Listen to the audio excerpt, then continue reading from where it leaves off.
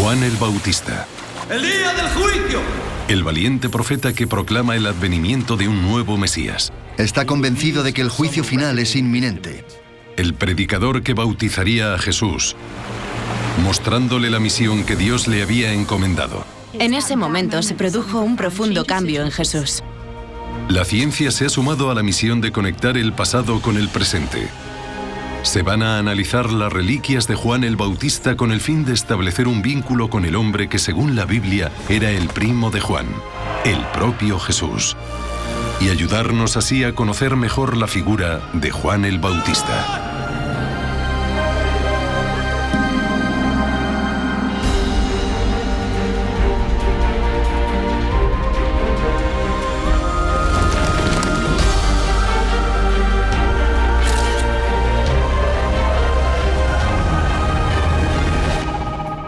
Los enigmas de Jesucristo.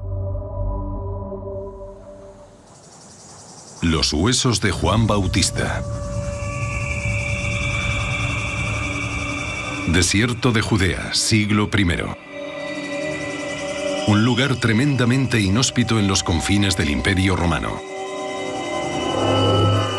Este puesto fronterizo a orillas del río Jordán es el hogar de un instigador radical que anuncia el advenimiento de un nuevo Salvador. Su nombre, Juan el Bautista. Juan el Bautista es el primer capítulo de la larga y asombrosa historia de Jesús. Sienta las bases para su llegada y para que acabe convirtiéndose en el auténtico Mesías. Blande la espada del juicio final y quiere que así lo sienta la gente. ¿Quién eres? ¿Estás salvado? ¿Por qué has venido? Llega incluso a cuestionar sus motivos. Es un personaje realmente intenso en mitad del desierto, pero es allí donde lo espiritual se manifiesta realmente. Es una figura misteriosa, extraña, vive en pleno desierto y viste de una manera muy peculiar que le confiere un aspecto peligroso, siniestro incluso.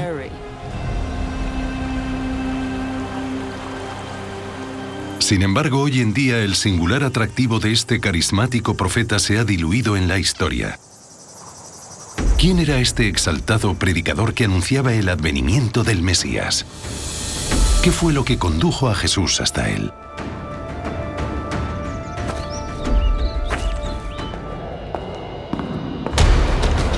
Ahora la ciencia se ha unido a la historia en una nueva investigación que espera poder establecer un vínculo de sangre entre Juan y Jesús.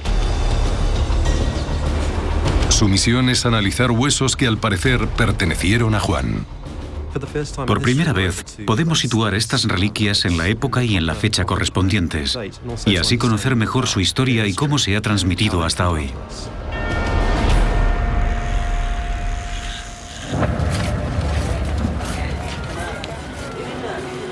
En la Palestina del siglo I abundaban los profetas.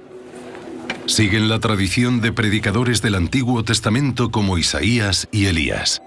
La ira de Dios caerá sobre vosotros. ¡He venido a advertiros! Pero en los confines de la civilización, una voz se eleva sobre las demás, llegando mucho más lejos. Aunque Juan el Bautista solía predicar en mitad del desierto, personas procedentes de todos los rincones acudían a escuchar su inflexible mensaje. Desde el punto de vista geográfico, se puede afirmar que estaba muy alejado. Se alejó del centro de poder para ir al desierto y consiguió atraer a la gente hasta allí. Hoy en día tenemos la percepción de que Jesús era más importante. Pero en aquella época, si hubiésemos vivido en la Palestina del siglo I, oiríamos hablar de Juan el Bautista, pero puede que no de Jesús. Juan, hijo de un clérigo judío, arremetía contra los estamentos religiosos. Juan estaba indignado con la aristocracia sacerdotal porque se había convertido en una casta de explotadores. Haciéndose eco de las profecías del Antiguo Testamento, los evangelios narran su enardecida creencia en la proximidad del fin del mundo. El día del juicio.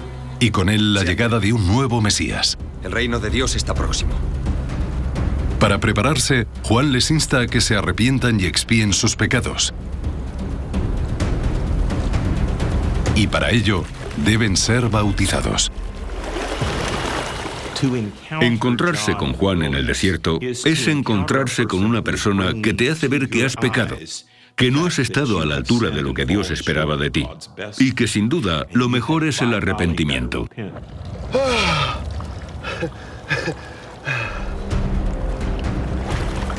Juan es como una criatura apocalíptica. Es un predicador incendiario, en su caso literalmente incendiario. Resulta incendiario porque dice que el pueblo de Israel arderá en el infierno si no se arrepiente de sus pecados. Habla del juicio final, habla de la ira de Dios. En realidad es el típico predicador que anuncia el juicio final. El reino de Dios está próximo. Arrepiéntete. En los siglos posteriores a su muerte, los restos de los huesos de Juan el Bautista se diseminaron fuera de la Tierra Santa, gracias a los primeros cristianos, para mantener una conexión física con el hombre que tuvo un papel tan relevante en la vida de Jesús. Sus reliquias cobraron importancia en todo el mundo. Hay narraciones sobre el descubrimiento de partes de su cuerpo, como su cabeza u otras reliquias. Sus manos y sus brazos son importantes, porque estuvieron en contacto con Jesús durante el bautismo. En la Europa del siglo XV existen más de 200 reliquias de Juan el Bautista, muchas más de las que podrían ser realmente auténticas. Lo sean o no, cada una de ellas es una clave para entender la expansión de la Iglesia recién creada. Con la datación por carbono y los análisis de ADN, los científicos quieren elaborar un mapa que muestre el papel de las reliquias en la difusión del mensaje de Cristo. Sin duda, somos perfectamente conscientes de que probablemente la mayoría de las reliquias que se van a analizar no van a concordar con el periodo histórico previsto. Pero este es solo el primer paso de un gran proyecto en el que también se van a analizar otras reliquias similares para obtener fechas y datos científicamente fiables y poder saber más sobre estas personas y de dónde procedían. El ambicioso proyecto para la elaboración de ese mapa histórico de Europa comienza en Bulgaria en el año 2010 con una excavación que apareció en los titulares de todo el mundo. Enterrada bajo las ruinas de un monasterio cristiano ortodoxo del siglo V dedicado a Juan el Bautista, se encontró una caja que, según la Iglesia, contiene los restos de sus huesos. Fue la primera vez en la que realmente se pudieron aplicar técnicas científicas modernas para estudiar una reliquia encontrada en un lugar con un contexto bastante fiable. Cuando por fin se obtuvieron los resultados de la datación por carbono, el descubrimiento fue realmente asombroso. Cuando supimos la fecha, realmente me quedé boquiabierto. Año 30 después de Cristo. Es la fecha en la que se supone que murió Juan el Bautista, y los resultados cuadran con ese margen. El año 30 después de Cristo es una fecha que coincide con la muerte de Juan el Bautista. Los resultados del ADN van más allá al indicar que los huesos proceden de un hombre del cercano Oriente. ¿Podrían ser realmente los huesos de Juan el Bautista y así conseguir establecer la conexión que se menciona en la Biblia? ¿Aparecerá un posible vínculo de sangre entre Juan y Jesús?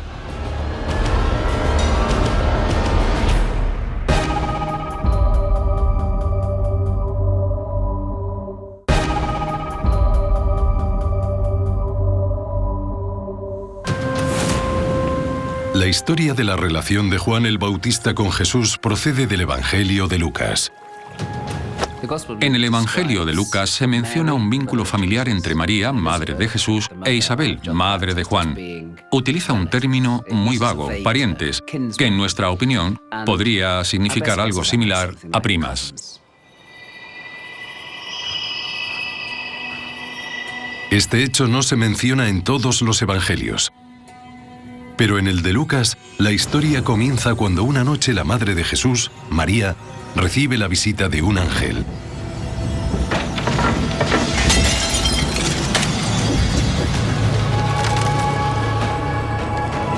No temas. Has hallado gracia delante de Dios, y concebirás en tu seno y darás a luz un hijo, a quien pondrás por nombre Jesús. Pero a María le cuesta creer el mensaje del ángel porque sigue siendo virgen. El hijo que tendrá será un hombre santo y recibirá el apelativo de Hijo de Dios. Cuando el ángel le dice a María que está embarazada del Mesías, se queda totalmente estupefacta y le dice humildemente que no es merecedora de ese gran honor, pero que lo acepta con gusto. Lucas describe cómo entonces el arcángel Gabriel revela a María que su prima Isabel también está embarazada. María emprende un viaje de 110 kilómetros para visitar a su prima en una pequeña ciudad de los montes de Judea.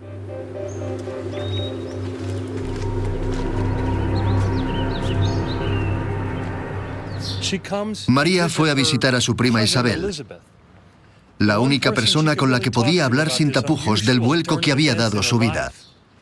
Según la tradición, habría venido aquí, a Ein Karem. Puede que María se apresurase por una calle como esta, deseosa de compartir con su prima aquel sorprendente secreto.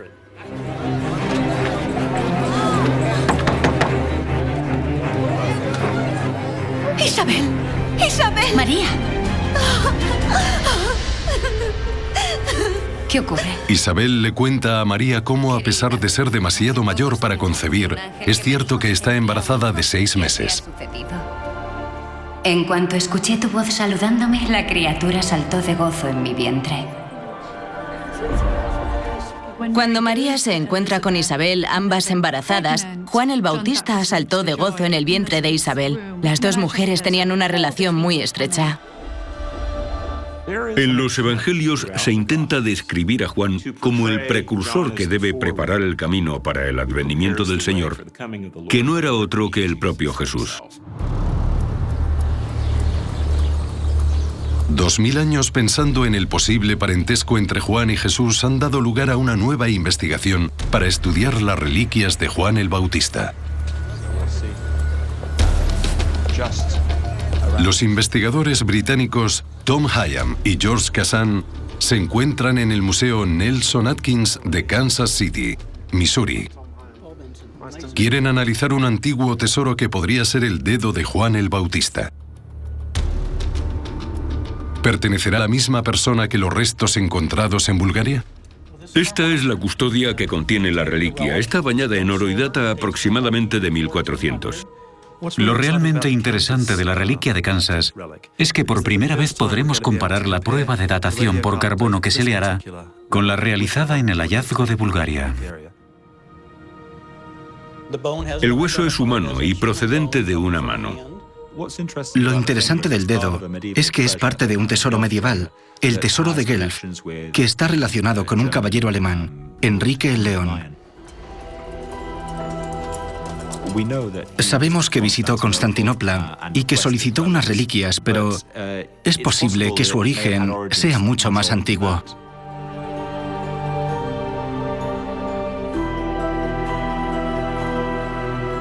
¿Podemos sacarlo y echar un vistazo?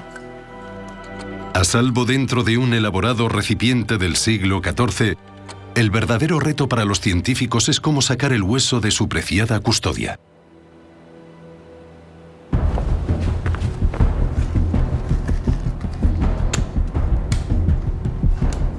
Intentan separar el hueso de su engarce, pero hay un problema. Creo que no se puede separar el engarce del hueso. Quiero decir que físicamente no se puede sacar. Tom tendrá que esforzarse si quiere acceder hasta el centro del dedo para extraer el colágeno, el material más fiable para la datación por carbono. Resultó muy complicado conseguir una muestra con un tamaño aceptable. Nos debatíamos constantemente entre el deseo del conservador de no extraer demasiado y nuestras propias exigencias científicas de extraer una muestra adecuada. Se produjo una situación muy curiosa durante la hora o 2 horas que tardamos en tomar la muestra.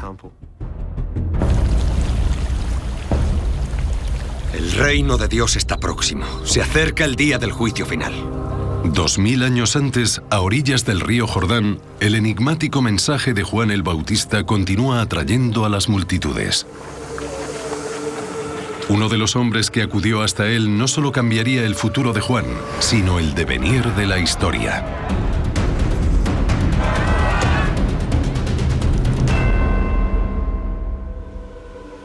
El evangelio más antiguo, el de Marcos, recoge la llegada de Jesús a orillas del Jordán, donde se encuentra con Juan el Bautista.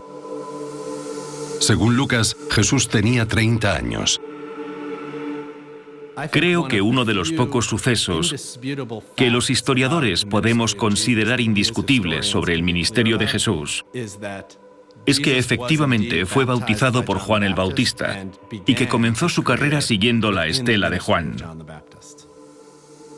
El Nuevo Testamento no cuenta si ya se conocían o era la primera vez que se veían.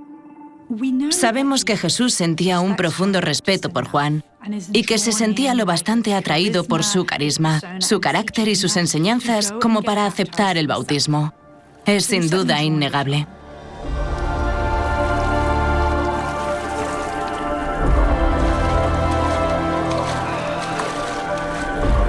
Hasta ese momento, Juan el Bautista era el líder indiscutible de su movimiento.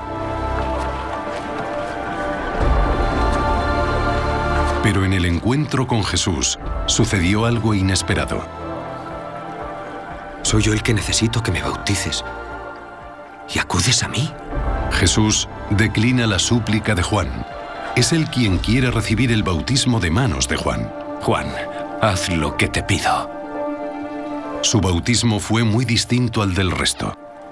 Creo que cuando Juan bautiza a Jesús, es un momento clave de la historia. Lo que nos transmite es que Jesús respalda lo que hace Juan. Vine a este río a bautizar en el agua por esta razón, que él fuese revelado a Israel. Esto significa que comparte el mensaje de Juan de que quienes creen en Dios deben arrepentirse para ser salvados.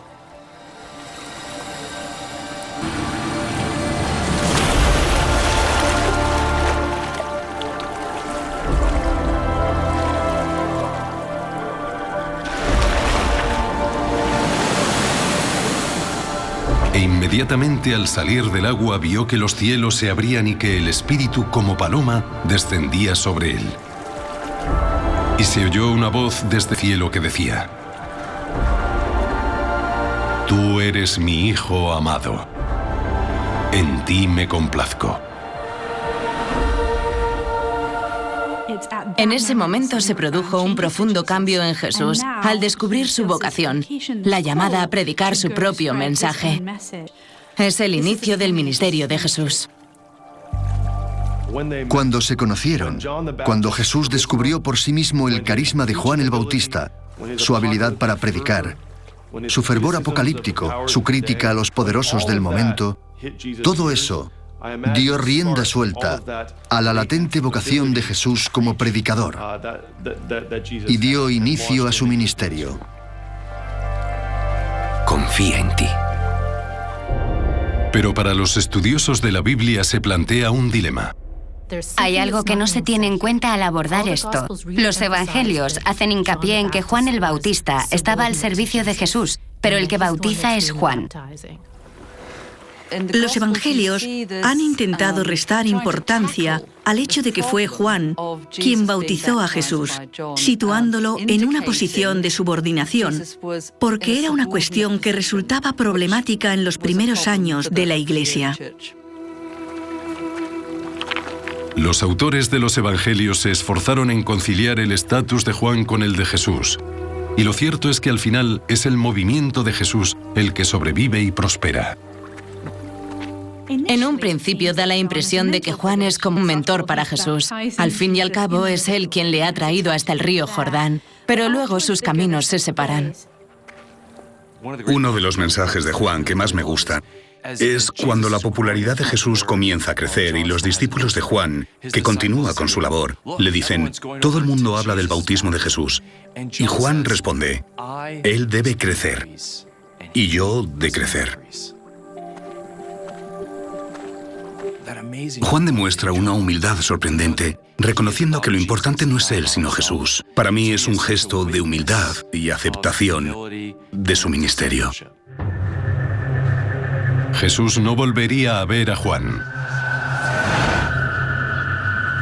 Pero tras su bautismo lo toma como ejemplo para él y se retira al desierto con la intención de conocerse a sí mismo.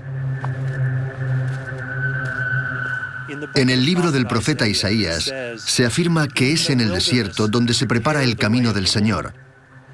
Para ellos el desierto era un símbolo y se retiraban a él para preparar la llegada del Señor. Durante 40 días con sus noches permanece allí sin comida. Ha sido elegido por Dios. Ahora tiene que enfrentarse al demonio.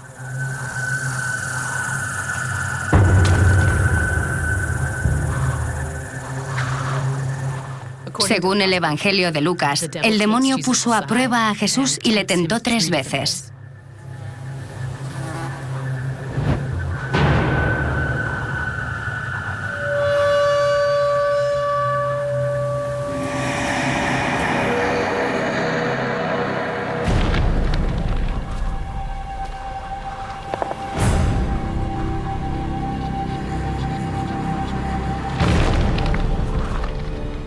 Primero, le ofrece convertir las rocas en pan, sabiendo que Jesús está sin comer y tiene hambre. Jesús lo rechaza diciendo: está escrito, no solo de pan vive el hombre.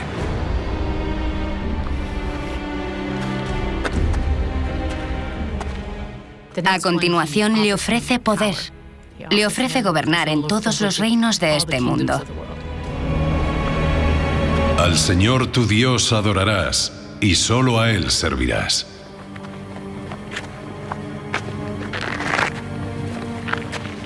Y la tercera tentación es cuando le lleva al pináculo, el punto más alto, y le pide a Jesús que se lance al vacío para que los ángeles le rescaten. Dicho está, no tentarás al Señor tu Dios.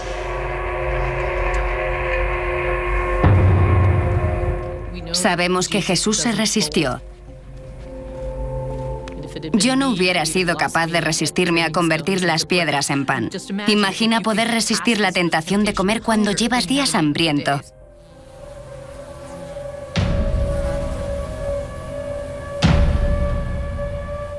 Si pudo con esa prueba, las otras resultaron más fáciles.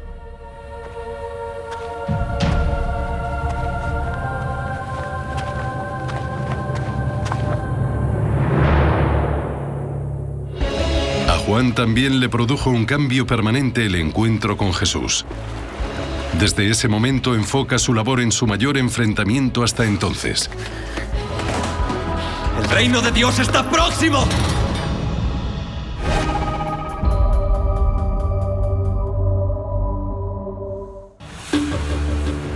Enardecido tras su encuentro con el Mesías Jesús, Juan el Bautista avanza con una convicción renovada. Juan es consciente de su fama como el salvaje del desierto y sabe a lo que se arriesga al predicar en contra del pecado. Sin temor a las consecuencias, proclama su rechazo a la corrupción moral de Herodes Antipas, la marioneta designada por los romanos para gobernar en Palestina. ¡Herodes Antipas! ¡He venido a avisarte! En el Imperio Romano del siglo I, no estaba permitido criticar a un gobernante.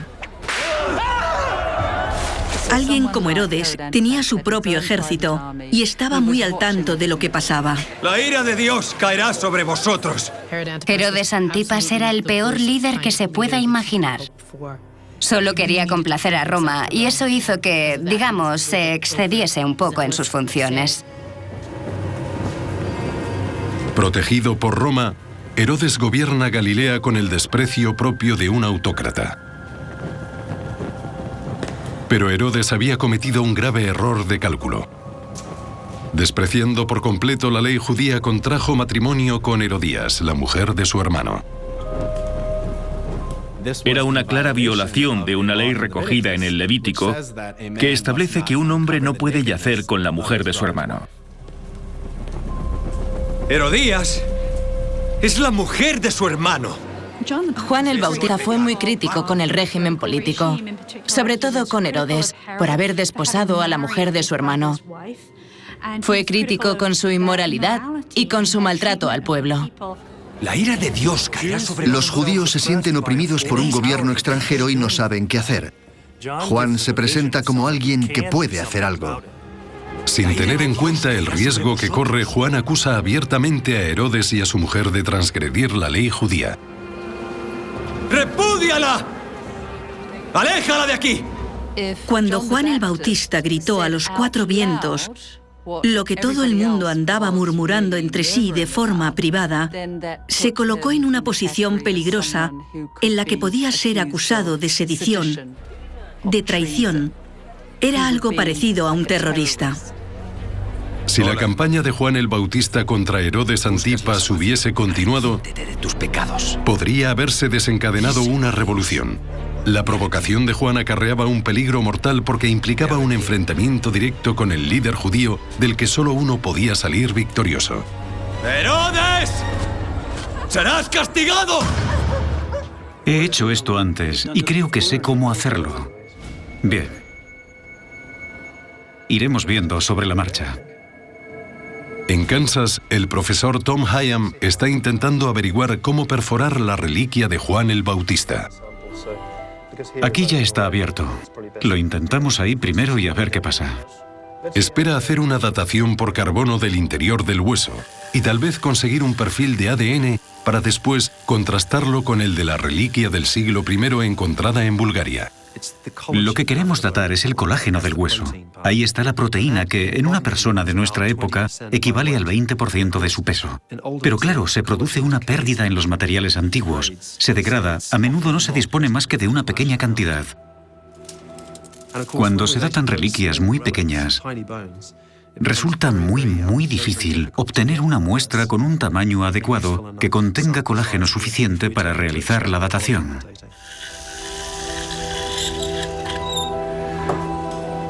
Bien. Las restricciones sobre la toma de muestras no le permiten estar seguro de si hay suficiente material para determinar si el hueso podría haber pertenecido a Juan el Bautista.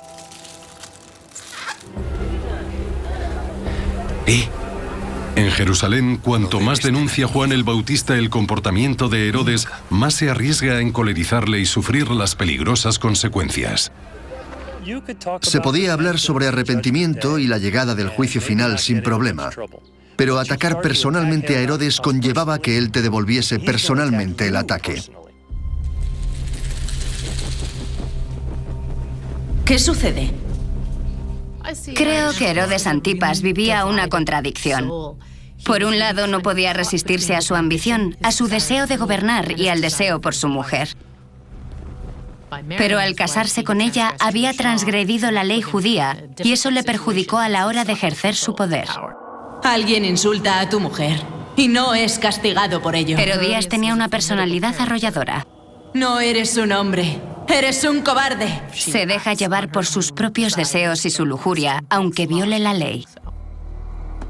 ¡Aprésalo! Humillado por Juan, Herodes Antipas se ve obligado a poner fin a sus acusaciones. Le arresta acusándole de ser una amenaza para la seguridad. Pero ni siquiera así consiguió que Juan se callara. ¡El juicio final! ¡El juicio final se acerca! ¡Tú eres el criminal! ¡No yo! A pesar del arresto, Juan no tiró la toalla. Sentía que no debía detenerse, que tenía que continuar presionando. En la soledad de su aislamiento, Juan se enfrenta a sus propios demonios.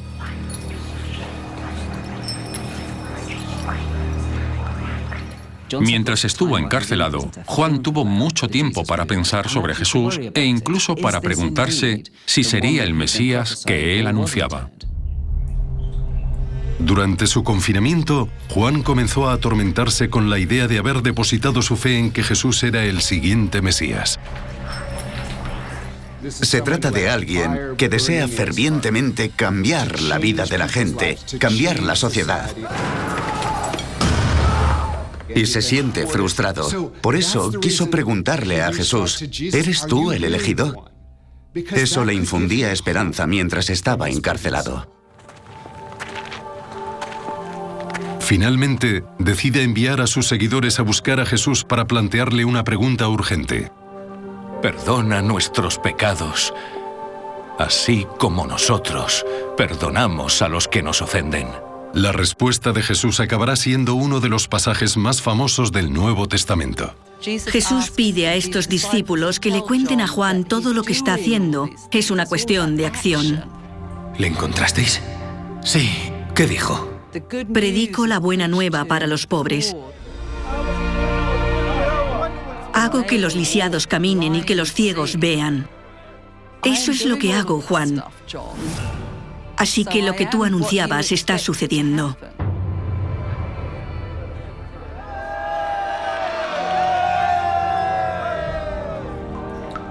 Mientras Juan languidece en su calabozo, las palabras de Jesús son como un bálsamo para él, insuflándole valor para lo que se le avecina.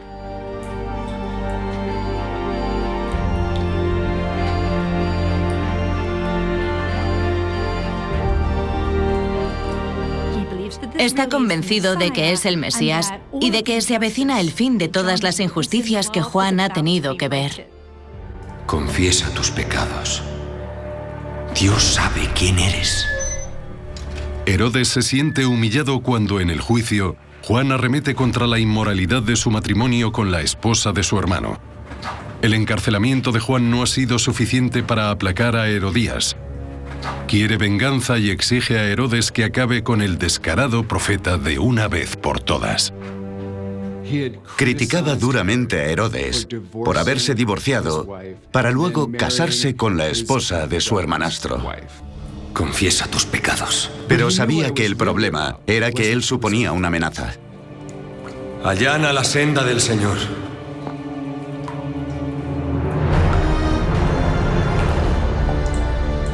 Herodes no está convencido de seguir adelante, pero Herodías sabe que la prisión nunca acallará las calumnias de Juan sobre su honor.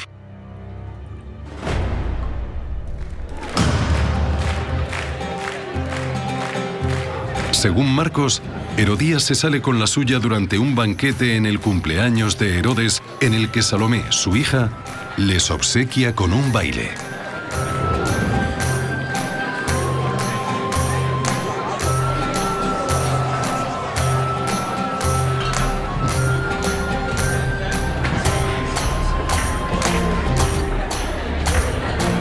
Podría parecer un baile sin más, pero formaba parte de un plan urdido por Herodías para poner a Herodes contra las cuerdas.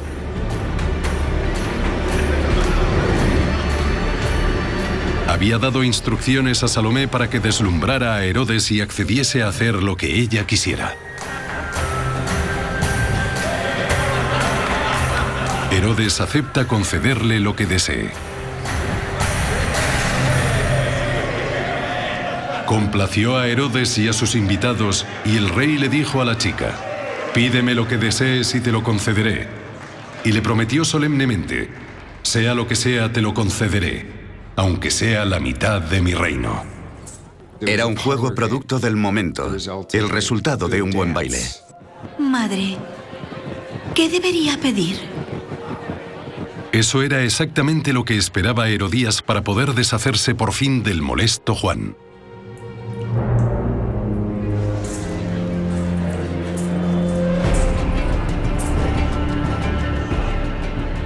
Quiero la cabeza de Juan el Bautista.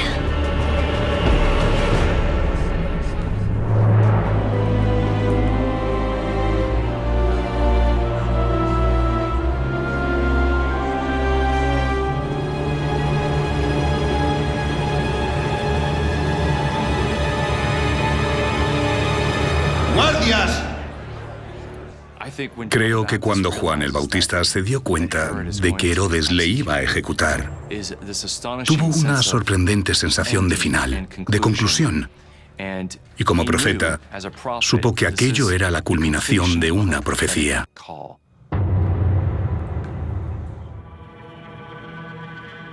La misión científica desplazada a Kansas para intentar datar el hueso está llegando a un momento álgido. Después de extraer material suficiente para un análisis exhaustivo en el laboratorio de la Universidad de Oxford, preparan la muestra para una espectrometría de masas con acelerador. La máquina analizará la cantidad de radiocarbono presente para determinar la antigüedad de la reliquia. Por primera vez, y gracias al uso de técnicas científicas, podemos elaborar una plantilla con las similitudes entre diferentes individuos que nos permitirá conocer mejor el recorrido de las reliquias en esa parte del mundo durante el siglo I. El trabajo de los científicos ha concluido. Solo queda esperar el resultado. ¿Pertenecerá este hueso a Juan el Bautista?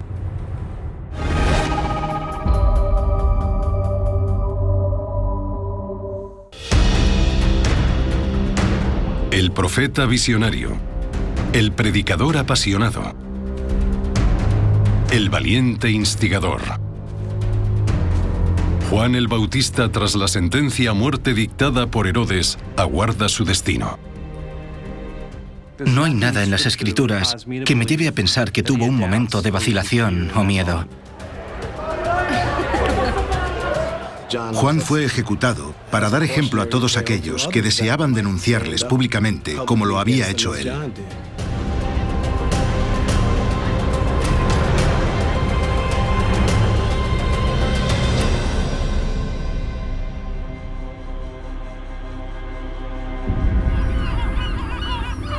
En 2010, el mundo de la arqueología se vio sacudido por el hallazgo en Bulgaria de una reliquia cuyo ADN era compatible con el de Juan el Bautista. En el Laboratorio de Arqueología de Oxford, Tom y George esperan el resultado de este nuevo análisis, que les permitirá avanzar en la elaboración de un mapa del recorrido de las reliquias de Juan el Bautista por Europa. ¿Coincidirá el resultado con el de las reliquias de Bulgaria? Aquí se ve la fecha real entre el 661 y el 770 después de Cristo. Eso significa que es mucho más joven que Juan el Bautista, no es él. Entonces no es el mismo dedo que encontraron en Bulgaria. No, no lo es. No me sorprende el resultado. Hay muchos huesos atribuidos a Juan y no todos pueden ser auténticos. Aquí, el uso de radiocarbono nos ha permitido demostrar que este hueso es 6 siglos más moderno de lo que pensábamos. Hemos analizado 2 reliquias de Juan el Bautista y ahora sabemos que una es del siglo I y la otra del siglo VII u VIII. Esto nos ha ayudado a entender qué significa eso. Es emocionante. Hay nuevos datos que nos ayudarán a continuar avanzando, planteándonos más preguntas y analizando más reliquias. Para Tom y George, la investigación continúa. Existen más de 200 reliquias asociadas con Juan el Bautista y confían en que una de ellas acabe coincidiendo y así permitir que la ciencia conozca mejor al hombre que podría estar emparentado con Jesús. La ciencia tiene su importancia, pero aunque una reliquia tenga 1000 o 1500 años, venerar un objeto de ese tipo mantiene la conexión con la tradición, con nuestro pasado.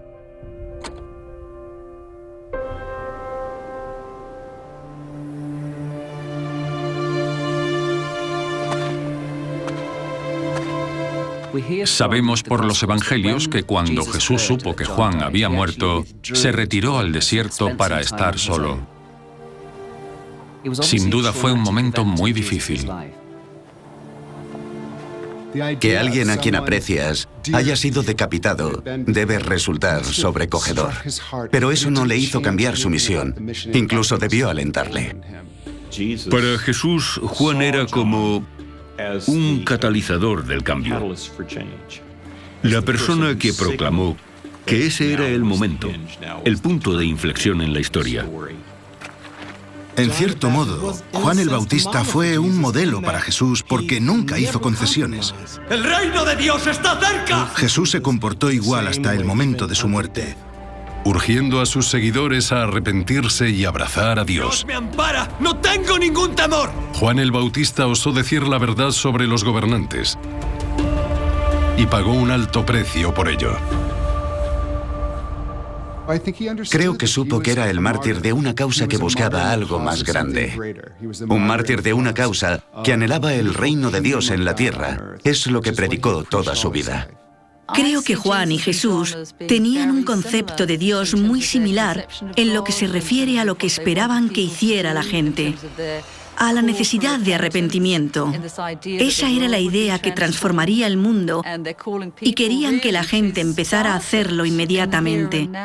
¿Quiénes son mis hombres? Tras la muerte de Juan, muchos de sus seguidores pusieron la mirada en Jesús, viendo que su movimiento decaía, eclipsado por la nueva y pujante iglesia cristiana cuyo mensaje se expandía por todo el mundo.